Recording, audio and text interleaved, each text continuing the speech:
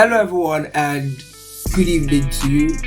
It's the end of February in this series, Truth About Teaching, and I'm so excited to draw the curtains on this. So we've been talking basically throughout the month. I began by saying that the first truth I'd like every teacher to understand is that you don't know everything. And in that series, I talked about the importance of us accepting this reality. And in the second part of the series, I talked about the fact that teaching has rewards. And I made it sufficiently clear that your reward is not in heaven. Please do not believe that anymore if you believed it before. Your reward is not in heaven, your reward is here on earth. Find a way to believe that you deserve great stuff for what you do and go for it. So as I draw this to a close, what I would love to talk about today as the third and final truth that I have learned in the world of teaching over the last couple of years is that teaching is a business. Teaching is a business. And it's very important for us to see it that way. It's very important for us to take it that way. So when you understand, for instance, that teaching is a business, basically what it does is that it changes your mentality. It changes your approach to it. It changes your manner of work. So when we talk about businesses, what do you really identify with businesses? Number one, you identify that every business has a vision and a mission. You cannot dress up every Monday to Friday and just go to class because you want to pass time. I want to beg you as a teacher to sit down and draft out a vision and mission for your work.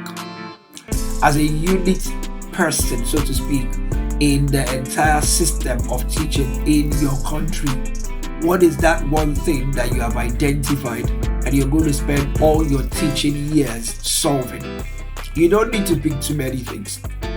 I'll say it's okay to pick just one. What is that one problem you've made up your mind that you want to solve? I'm going to give myself as an example.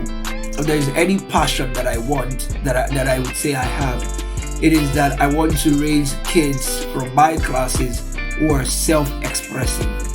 Anyone who knows me very well knows that almost all the children I've taught are children who are confident in speaking their minds. I believe very much in the fact that a closed mouth is a closed destiny.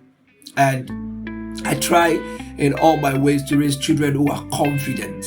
That's the key thing in all the teaching that I do. So even when I'm teaching English or teaching math, the major crux of my focus is that you know that thing to a point where you're confident. Like I've always told my pupils over the years, I tell them, if you cannot explain what I teach you to somebody else, you don't know it.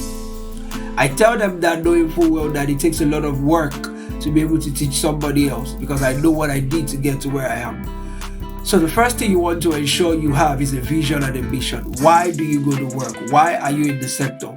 Do you want to join everybody else to complain, or you want to contribute to your quota to solve the problem? That's the first thing you want to make sure you have if you're teaching as a business.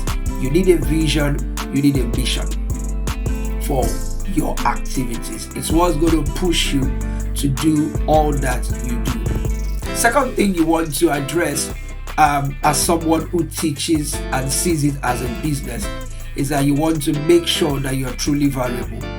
It matters that you're able to sit down and truly ascertain the things that you can do. Many years ago, I began to ask teachers this question: what can you do? It's not a question you should answer while chewing popcorn or chin-chin. It's not a question you should answer while sipping a bottle of Coke. It's something you must sit down and truly be honest about. I said it before in my previous videos, anybody can read out things from a textbook.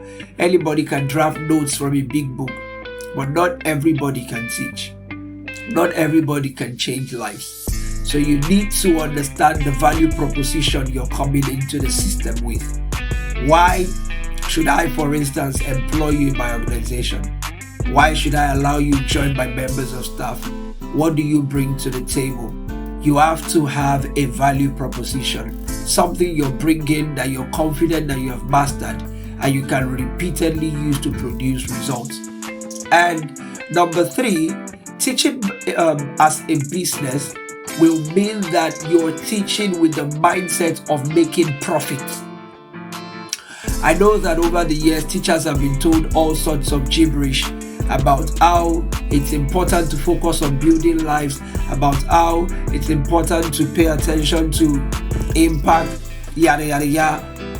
I'm here to tell you that that is beautiful, but if you do all that and you don't pay attention to your finances, you will end up frustrated and envious of the success of other people, and you don't need that. So in addition to having a vision and a mission, in addition to being a person of value, set up your mind to make good money for the values that you bring to the table. Do not take mediocre deals. Do not settle for rubbish.